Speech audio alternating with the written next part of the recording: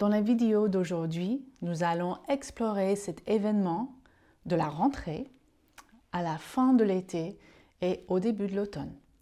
Que la rentrée n'est pas un événement que nous vivrions si nous vivions vraiment en harmonie avec la nature.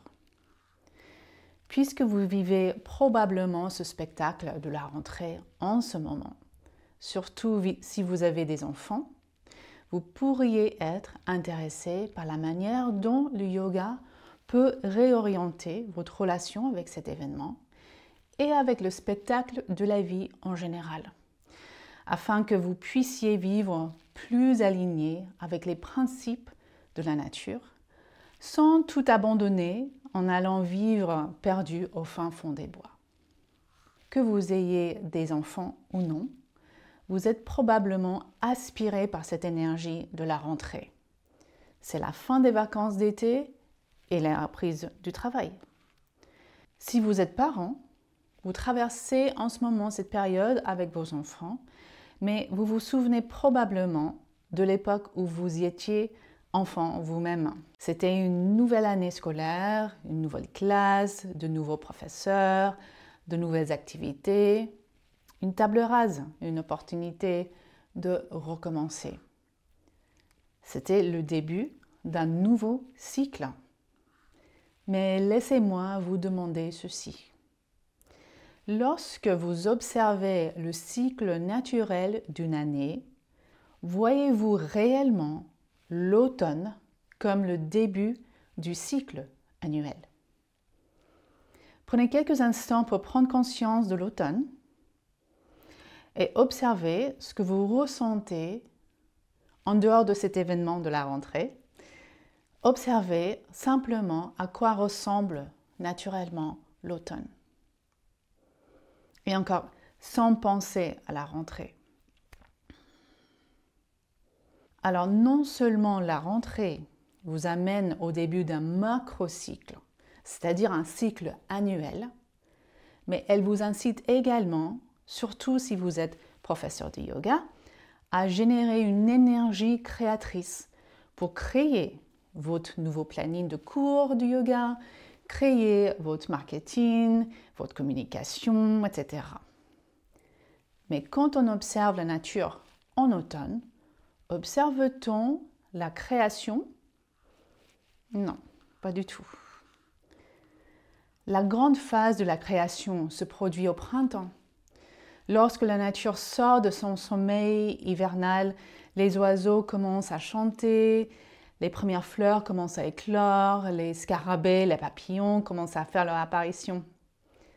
Nous pouvons observer la nature créer de la vie. Alors, qu'observez-vous à propos de l'automne? Il est facile d'observer que l'automne a l'énergie exactement opposée à celle du printemps.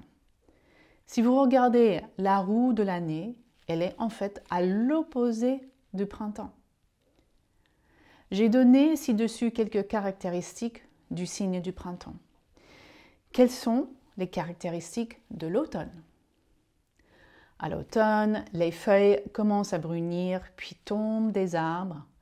L'air devient plus frais. Les oiseaux commencent à migrer, ils partent parce que l'hiver approche. La nature nous montre davantage un ralentissement de l'expression extérieure d'une expansion. L'expansion, ou Vyanavayu, ou énergie vers l'extérieur, du printemps et de l'été, se transforme en Samanavayu, énergie tournée vers l'intérieur. La nature commence naturellement à ralentir. Elle se dirige vers l'hiver, vers le calme et le silence. Lorsque vous êtes en phase avec les cycles naturels, vous pouvez sentir que l'automne vous amène à la fin d'un cycle et pas au début d'un cycle.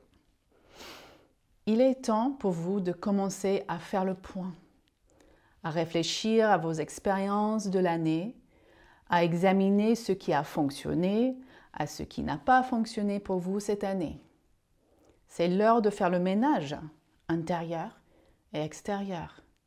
il est temps de commencer à mener à terme les projets annuels. Ce changement d'énergie vous amène également dans la saison Vata. Et si vous ne gardez pas votre Vata en équilibre, en ralentissant, en créant de l'espace, vous prenez le risque d'aggraver votre Vata, ce qui peut avoir des conséquences importantes sur votre santé. Et même en Ayurveda, on dit qu'environ 70% de toutes les pathologies sont causées par un excès de Vata dosha. Pourtant, l'énergie de ce cycle créé par l'être humain, qu'on appelle la rentrée, nous fait tout faire, sauf faire comme la nature en ce moment. Si votre vie était organisée autour de la nature et que vous viviez réellement votre quotidien comme la nature l'indique, à quoi ressemblerait votre quotidien? Plus précisément à cette période de l'année. Tout d'abord, vous ne vous précipiteriez pas. Pas de création ni de nouveaux cycles. Vous iriez plutôt vers la clôture des cycles. Vous seriez soucieux de créer un espace mental et physique. Et vous commenceriez consciemment à vous replier petit à petit dans votre esprit, mais aussi dans vos activités quotidiennes. Pourtant, vu la façon dont notre système créé par l'homme a été mis en place, il est difficile de faire ces choses. Alors, comment faire? Mais si vous ne pouvez pas faire ce grand changement, si vous ne voulez pas faire ce grand changement, comment pouvez-vous y parvenir si vous avez ce désir de vivre davantage en harmonie avec les cycles naturels, mais de manière plus progressive, disons? Le yoga a quelques suggestions pour vous aider avec ce challenge. Mais avant d'entrer dans ces suggestions, je tiens à vous faire savoir que je ne vais pas vous dire de faire votre pratique du yoga sur votre tapis. Je ne vais pas vous donner certaines postures, des exercices spécifiques, des pranayamas ou des choses comme ça. Sauf que j'ai une méditation à vous proposer à la fin de cette vidéo. Parce que si vous appliquez ces pratiques sans rien changer d'autre à la façon dont vous organisez votre vie, vous rendez simplement ce qui est insupportable plus supportable. Pour rappel, le yoga n'est pas là pour vous aider à vous sentir mieux dans votre dukkha, votre inconfort ou votre souffrance. Il est là pour vous en sortir. Alors, au lieu de proposer des postures du yoga, une sorte de tisane à boire ou des huiles essentielles pour supporter la saison, je vais vous donner quelques suggestions des Yoga Sutras. Je vais citer les sutras de la traduction de Françoise Mazet. C'est une traduction que j'apprécie particulièrement parce que je trouve qu'elle est très applicable aux gens d'aujourd'hui dans la vie moderne. Et donc, je vous propose des Yoga Sutras pour vous aider à commencer à rediriger votre navire dans une direction plus alignée avec la nature et moins alignée avec ce système non naturel dans lequel nous vivons. La première étape, peut-être la plus importante, est d'être conscient que cet événement, la rentrée, et cette énergie de la rentrée n'est pas naturelle. Il n'est pas naturel de démarrer un macrocycle en automne. Ensuite, et ceci est une suggestion générale, cette première étape s'applique à toutes les saisons, à tous les mois et à tous les jours. Observez la nature et faites du mieux pour reproduire ce qu'elle fait.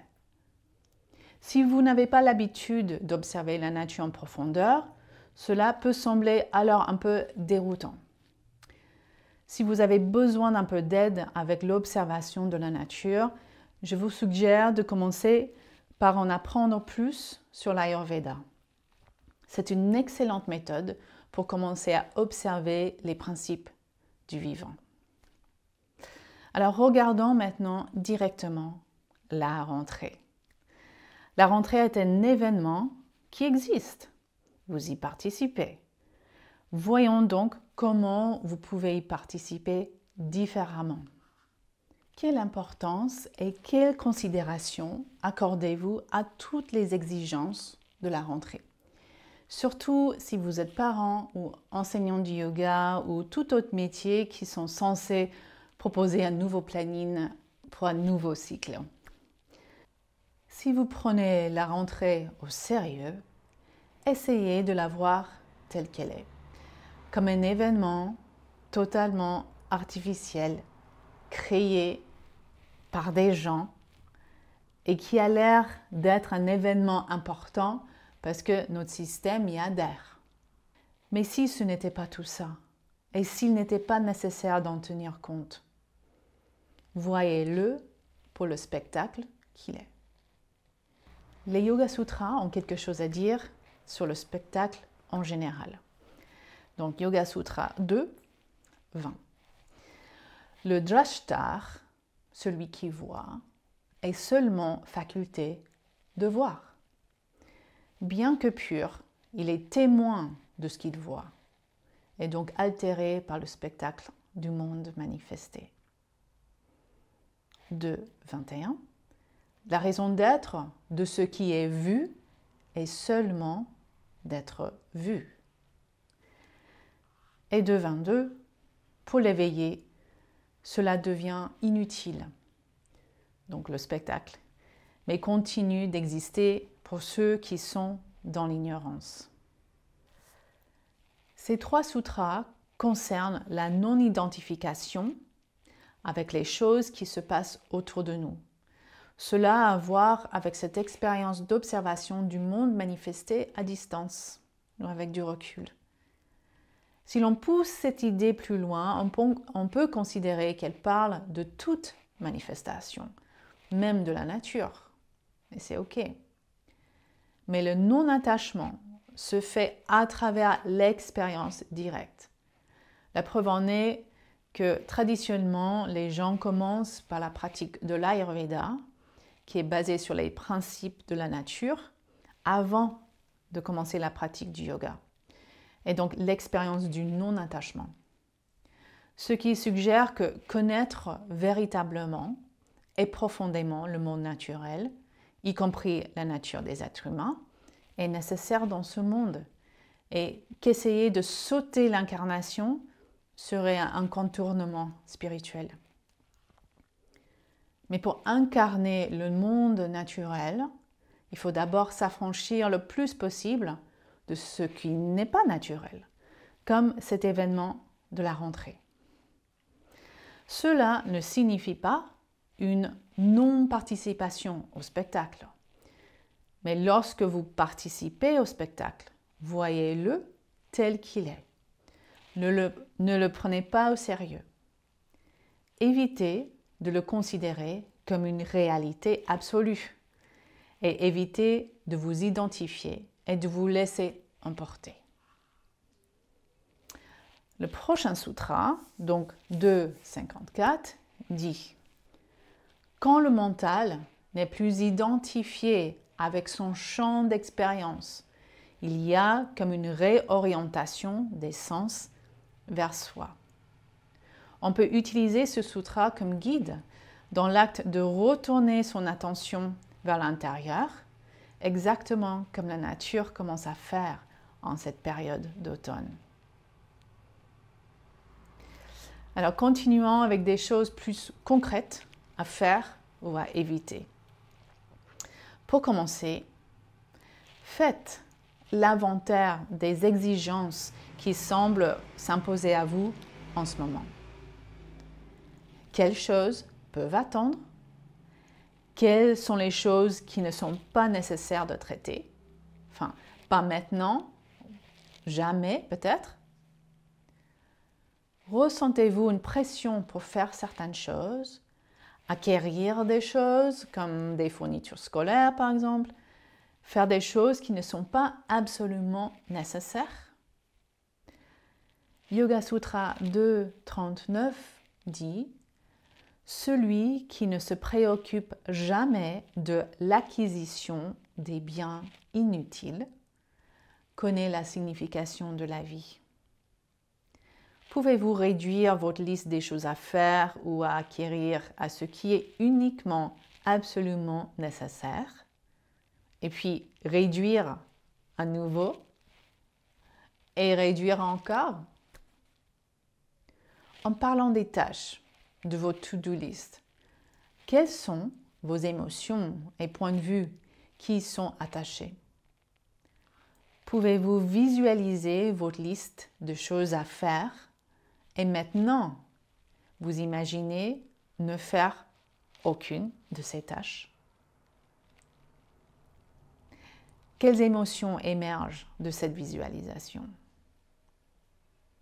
L'anxiété, la peur, ou peut-être le soulagement? Et quelles sont les pensées qui émergent avec cette visualisation? De ne rien faire sur votre to-do list.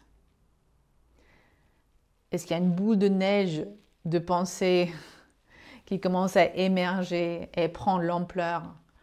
Un enchaînement de pensées qui peut commencer par « Ok, je ne vais pas accomplir les tâches de ma to-do list » et qui s'enchaîne jusqu'à ce qu'il se termine avec « Je suis un énorme échec et une énorme déception pour ma famille ». Voilà, quelque chose comme ça. Pouvez-vous identifier et articuler le désir le plus profond et le plus précis derrière votre liste de choses à faire? Il doit y avoir un désir à un certain niveau. Sinon, vous ne feriez pas toutes ces actions. Vous n'auriez même pas une liste. La pratique ici consiste à vous détacher de ce désir. Le Yoga Sutra 1.15 dit « Le non-attachement est induit par un état de conscience totale qui libère du désir face au monde qui nous entoure. » Parce que ce désir stimule en vous des émotions non productives. Pour préciser, il y a une grande différence entre le désir juste de faire l'expérience de la manifestation, et donc on crée un to-do list parce que ça fait partie du jeu, et le désir de créer une to-do list parce qu'on est totalement identifié au spectacle et on ne sait pas qu'il y a d'autres options. Et sans to-do list, on va complètement rater sa vie, par exemple. Non seulement la pratique consiste à se détacher du désir, mais aussi à se détacher de l'importance de ces actions. Maintenant, je ne suggère pas que vous ne fassiez pas les choses sur votre to-do list, même si je suggère de voir si vous pouvez la réduire. Mais je vous suggère de trouver une manière différente d'être en lien avec votre liste. Le non-attachement vient dans le témoignage du spectacle. Vous savez que tout cela est un spectacle. Vous savez également que vous êtes venu dans un corps ici sur Terre afin d'observer et d'expérimenter le contexte de l'endroit où vous avez atterri dans cette incarnation. Ce spectacle de la rentrée fait partie de l'expérience qui vous est offerte dans cette vie. Vous pouvez donc participer à ce spectacle, mais vous pouvez le faire en toute conscience. Cela signifie que vous faites toutes les actions, mais sans vous laisser absorber et sans vous identifier au pourquoi et la raison d'être de ces actions. Vous faites les choses parce que cela fait partie de l'expérience, mais vous les voyez telles qu'elles sont. Ensuite, Yoga Sutra 2.32.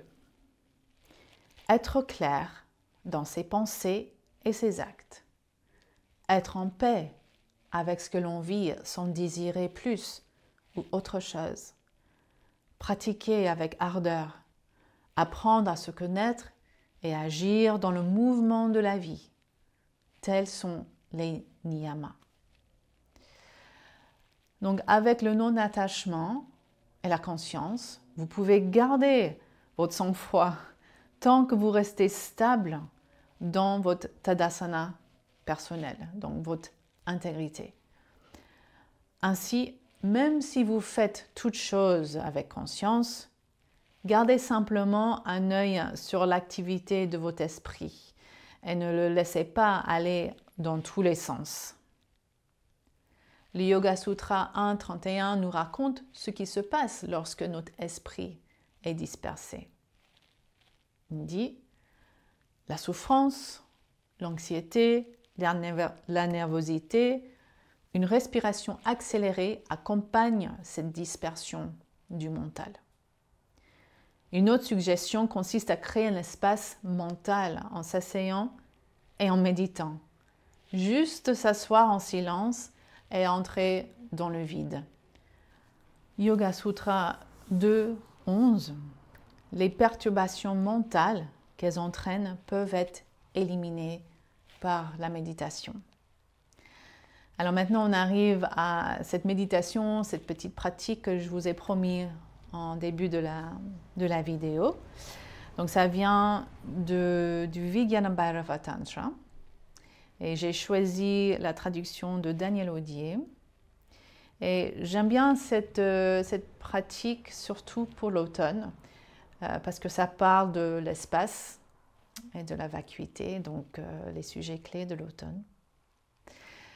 Donc, je vais le lire tout simplement. Je vous invite juste à vous asseoir, à suivre la visualisation proposée. Après, à un autre moment, vous pouvez revenir sur le texte et vous pouvez le lire, vous le répéter pour aller plus profondément dans le texte si vous voulez. Et vous pouvez trouver cette traduction dans le livre Tantra Yoga de Daniel Audier ou bien sur son site web. Et je mettrai le lien dans la description. Donc, numéro 35. Le canal central est la déesse. Donc le canal central, donc Sushumna Nadi. Le canal central est la déesse, telle une tige de lotus, rouge à l'intérieur, bleu à l'extérieur. Il traverse ton corps. En méditant sur sa vacuité interne, tu accéderas à la spatialité divine. Voilà. Donc vous pouvez porter votre attention sur votre respiration qui monte et qui descend dans Sushumna Nadi, le canal central énergétique. Et dans Sushumna Nadi, essayez de voir la vacuité de Sushumna. Plongez dans cet espace, explorez cet espace. Et permettez-vous d'être spacieux et non pas comme un collectionneur et un faiseur de tâches. À un moment donné, pour vraiment aller plus loin dans la pratique, il faut opérer un changement. Il est difficile de changer de cap, changer les habitudes de vie, aller à contre-courant et faire des choses différemment de ce que font presque tout le monde. Yoga Sutra 2.10 propose: quand ces causes de souffrance sont légères, on peut les éliminer en les prenant à contre-courant. Donc, sautez sur l'occasion de changer les choses quand vos souffrances sont légères. Il est beaucoup plus facile de créer du changement quand vous n'êtes pas dans une situation d'extrême difficulté. Je vous laisse avec ce dernier sutra, 2.16. C'est peut-être mon sutra préféré. La douleur à venir peut être évitée. Alors, créer du changement, pas parce qu'il y a une douleur là, présente, mais parce que c'est du bon sens, peut vous éviter de vivre une souffrance dans l'avenir. C'est peut-être le bon moment pour vous d'aller vers les changements que j'ai exposés dans cette vidéo aujourd'hui. Si l'application des Yoga Sutras dans la vie quotidienne vous intéresse, j'ai un module de formation en présentiel organisé à Arles au mois de novembre 2023 sur les Yoga Sutras et les Tantras. Je vous mets des informations dans la description. Merci d'avoir regardé cette vidéo. Si vous l'avez trouvée utile, merci de liker, de vous abonner à la chaîne et à toutes ces bonnes choses. À la prochaine.